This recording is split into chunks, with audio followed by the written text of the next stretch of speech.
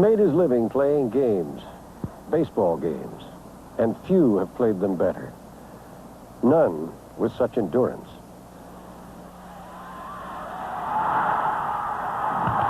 But America made him a legend, not simply for the way he made his living, but also for the simple decency of the way he made his life. Every boy child of his American time was drawn to this strong, gentle man by the power of his play. Their parents could hope to make them better men by pointing to the power of his character. A few years later, when many of those boy children became American soldiers fighting in World War II, they would know friend from enemy by asking who played first for the Yanks from 25 to 39, or who was the Iron Horse and the pride of the Yankees. There wasn't an American friend who didn't know, and because of it, feel closer to himself and to home. The answer, of course, was Lou Gehrig.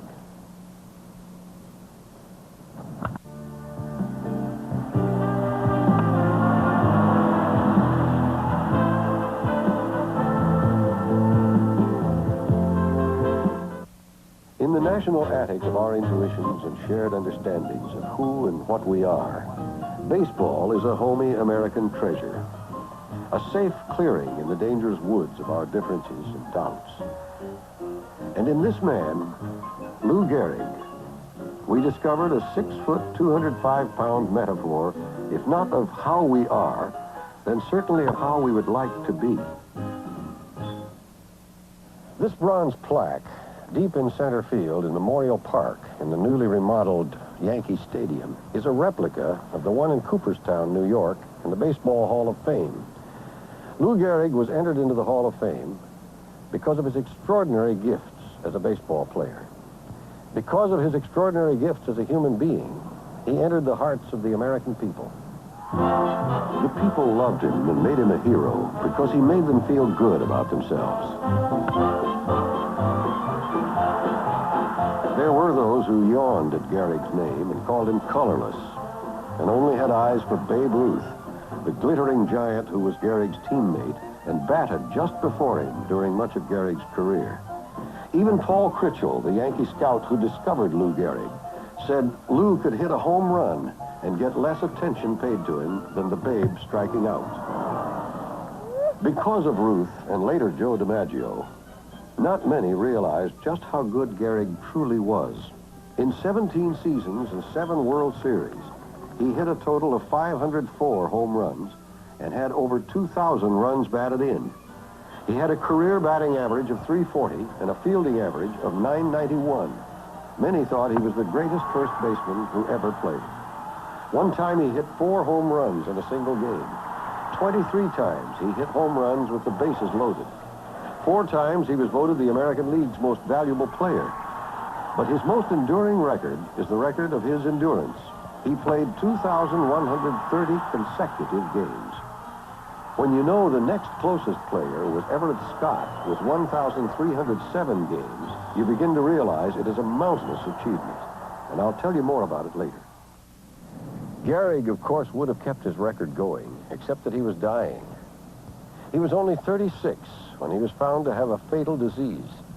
At 38, he was gone. In those 2 years, he lived his dying as he had lived his life, with grace and courage, and no real sense of how rare that is. Rather, he was grateful, he said, for all he'd been given. But that's the ending, and we'll be there soon enough. Let's go back to the beginning. It's a poor neighborhood now. It was a poor neighborhood then. Lou Gehrig was born here in a tenement, number 1994, on noisy 2nd Avenue, Manhattan, New York City, June 19, 1903. At least we think it was number 1994. The numbers, like many of the buildings, are gone now. His full name at birth was Henry Louis Gehrig. It was 6 miles to Yankee Stadium, but it might as well have been on the moon for the distance it was from the Gehrig family reality. Lou's parents were immigrant Germans, the father from Baden, the mother actually born in Denmark. They spoke almost no English as Lou was growing up, and they had thick accents as long as they lived. Lou's father, Heinrich, was an art metal mechanic and skilled at it, But there was little work in the field, and it didn't seem to occur to him to try another profession. Instead, he spent most of his time at a corner saloon, which served as his club. He was not a drunkard. Lou's mother, Christina, was a joyless barrel of a woman who turned her full energies and affections toward her only child. There had been a daughter born earlier who died in infancy from diphtheria. Christina was determined that Lou would escape the deadening defeat of his parents' lives. Lou's father did love his son, although he had trouble showing affection and was a stern Teutonic ruler. Still, he tried to help the boy.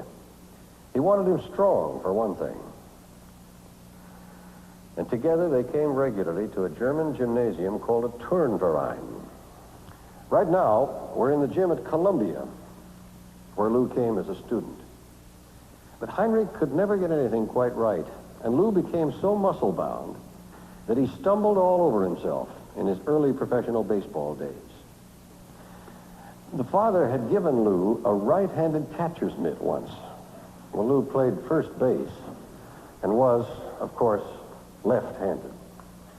Well, if Papa wanted Lou strong, and he was,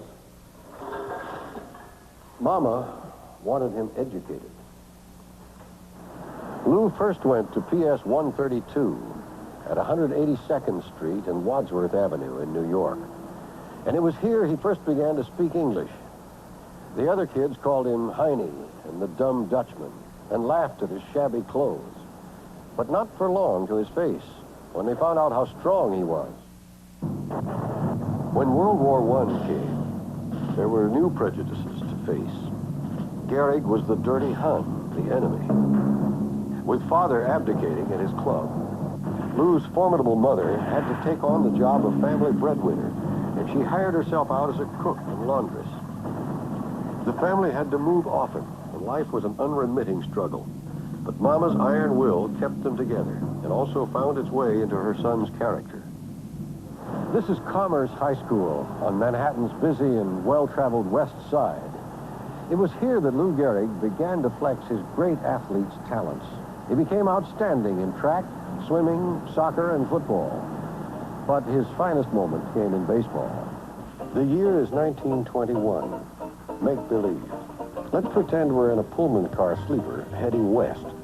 Commerce High is to play an intercity game with Lane Technical High of Chicago at the big league stadium of Wrigley Field. It was the first of hundreds of train rides that Gehrig would take. But how could he know that then?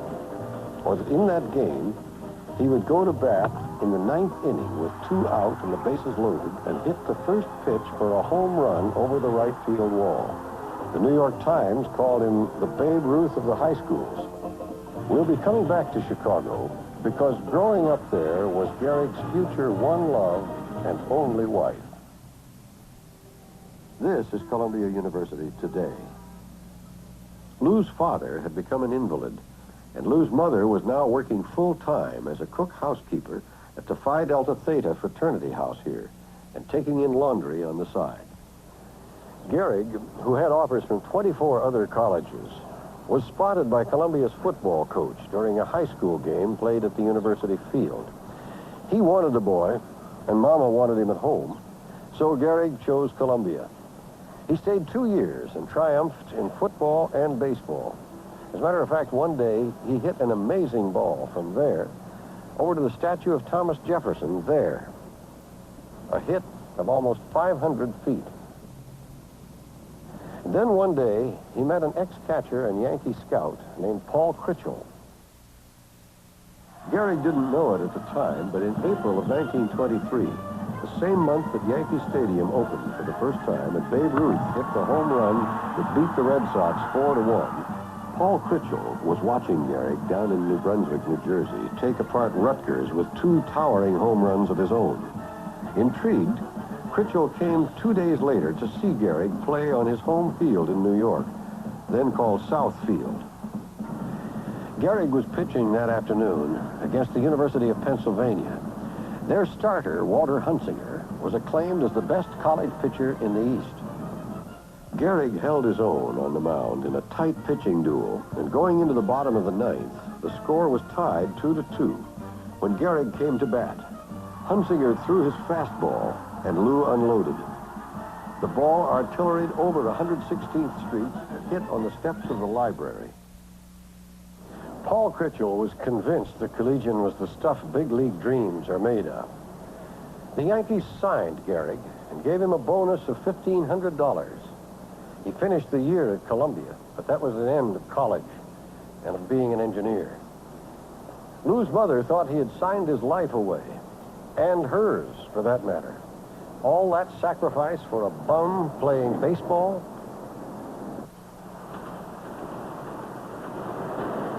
We're at one of the rear entrances of Yankee Stadium now. Gehrig, of course, was no bum. Mom got the message when Lou's paychecks began to arrive.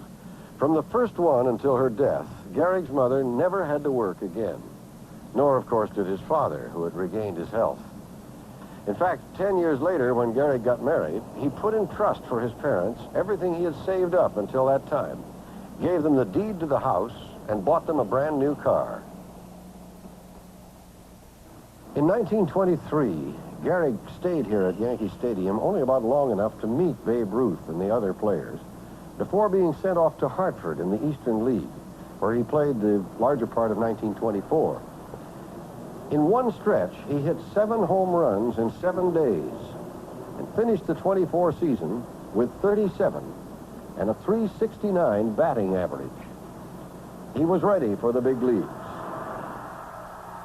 Ghosts abound in this high-priced pasture. In 1925, Wally Pipp was playing first base for the Yankees, as he had for several seasons. But age was catching up, and he was hitting poorly. So on June 2nd, 1925, Wally Pipp took a day off and went to the racetrack. Yankee manager Miller Huggins called on Gehrig to start. That day, Lou batted 5 times, made 3 hits, scored a run, and took a lease on first base for the next 14 years. By 1927, Lou Gehrig was batting 4th in the cleanup position on the greatest single team that ever played baseball. Wade Hoyt led the pitching staff. Lou was at first, Tony Lazzari at second, Mark Koenig at short, and Joe Duggan at third. One of the catchers was Pat Collins. In the outfield were Bob Musial, Earl Combs, and the Royal Rogue George Herman Ruth. 27 was the year Babe Ruth hit 60 home runs. He also had 164 runs batted in and a .365 batting average. Buster, which was Gehrig's first Yankee nickname, had a pretty good year, too. 47 home runs, 175 RBIs, and a sizzling .373 batting average. No wonder they called the Yankee batters Murderer's Row. One player lamented that year, "These fellows not only beat you, but they tear your heart out." The Yanks had clinched the pennant by Labor Day, and in the World Series rolled over Pittsburgh in 4 straight games. Lou Gehrig was on top of the world. So was Mama. She never missed a game, and even Papa had become a baseball expert, as he would have said. But Christina was the darling of the press and the players, as the hostess at the family's new home in New Rochelle. Babe Ruth particularly loved Mama Gehrig dearly for the mammoth meals she matched to his King Kong appetite. The specialty was pickled eels. Mama Gehrig was the only woman in Lou Gehrig's life until long after he was a grown man and nationally famous. In fact, Gehrig lived at home until he was 30. But all that was about to change. Baseball fair. In 1933, in the depth of the Great Depression, someone got the brave idea to have a World's Fair in Chicago and to call it a Century of Progress. The star attraction was a saucy little dancer named Sally Rand with her famous fans. But working there as a secretary for $40 a week was another young woman named Eleanor Twitchell, who that year was to meet and 2 years later marry Lou Gehrig. Eleanor was not a society girl, as the papers called her at the time of the wedding, but she was the daughter of a well-to-do restaurant entrepreneur and bon vivant Chicagoan named Frank Twitchell, who, when he had it, spent it. Though he was broke by the Depression, he did all right in the 20s. And so, growing up, Eleanor had a fine home, clothes, schools, cars, horses, and lots of beaux. She was a belle of the debutante nightclub circuit. This attractive, spirited girl was so different by background and temperament from anything or anyone Lou Gehrig had ever known. She could have been not from Chicago, but another planet. Mama Gehrig wished she were and would go back. But Eleanor was intelligent and sophisticated, and more than a match for Mama. And her joy, energy, social easiness, and smiling good looks stunned the shy and earnest Gehrig. Here was a man-boy starved for love and personal happiness, which he never thought he deserved, but found in abundance in Eleanor. And she in him. Eleanor taught Lou that the world was not bounded by the fences of a big league ballpark. She introduced him to world travel, good food and clothing, books, ideas, museums, and theater. Through her, he discovered music and opera. Tristan and Isolde was his favorite. She even wrote a popular song for him, I Can't Get to First Base with You. Though for him, he said, the title should be, I Can't Get to First Base Without You.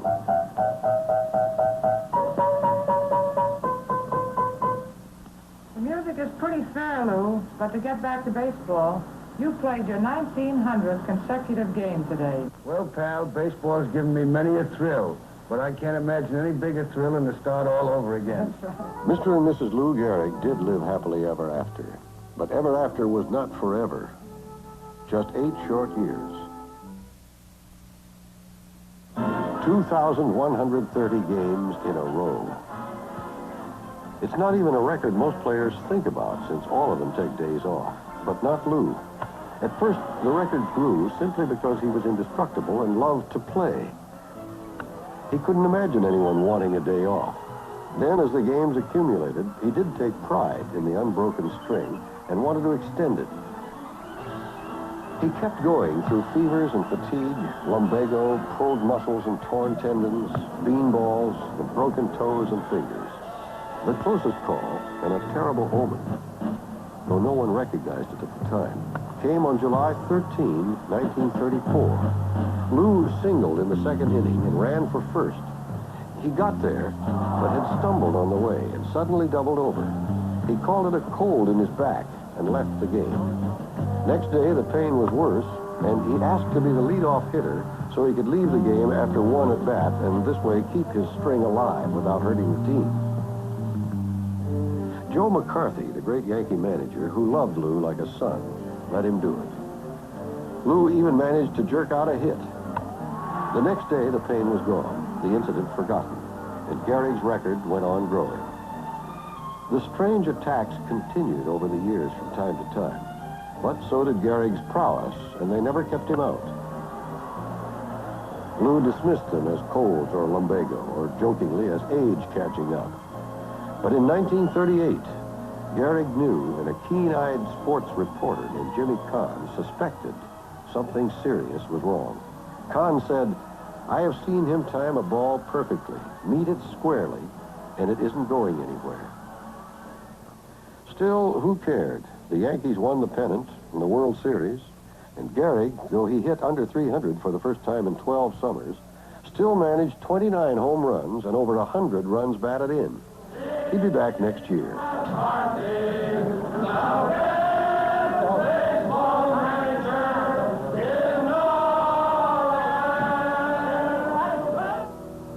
He was, but miserably. Playing in the first 8 games of 1939, Gehrig made only 4 hits, all soft singles. He was finished, and he knew it. Lou went to McCarthy and said, Joe, I'm benching myself. Why, McCarthy asked. Gehrig replied, for the good of the team. When the Yankees took the field in Detroit on May 2nd, 1939, the string was broken, and so in sorrow was Lou Gehrig. This is the bottle room of the world-famous 21 restaurant in New York City. It was a favorite place for Lou and Eleanor. Eleanor was having lunch here one day, while Lou continued to travel with the team on the road. She couldn't get him out of her mind. What was wrong? The doctor insisted it was a gallbladder condition. She was afraid it was a brain tumor. Finally, she couldn't take it anymore. She asked a waiter for a telephone, and she called the brother of a friend, Dr. Paul O'Leary at Mayo Clinic. She arranged to have Lou go there right away to meet with Dr. O'Leary and Dr. Charles Mayo. 6 days later, June 19th, Lou Gehrig's 36th birthday, the doctors gave Eleanor the verdict. Lou had amyotrophic lateral sclerosis, a complete loss of muscle power to all parts of the body. The disease is progressive and finally fatal, and they gave Lou at the outside 2.5 years to live. A few weeks later, on July 4th, 1939, he had his public day to say goodbye.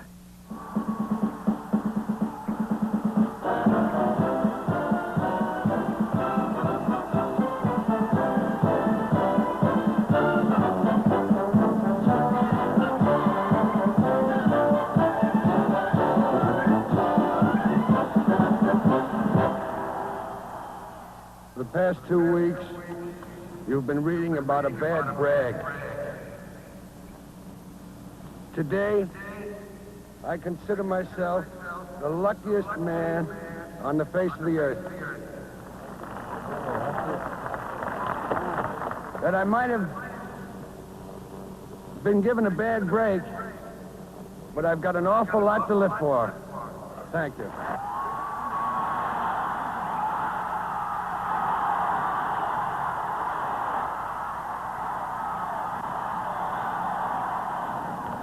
On June 2nd, 1941, 16 years to the day he became a Yankee starter, Lou Gehrig died without complaint.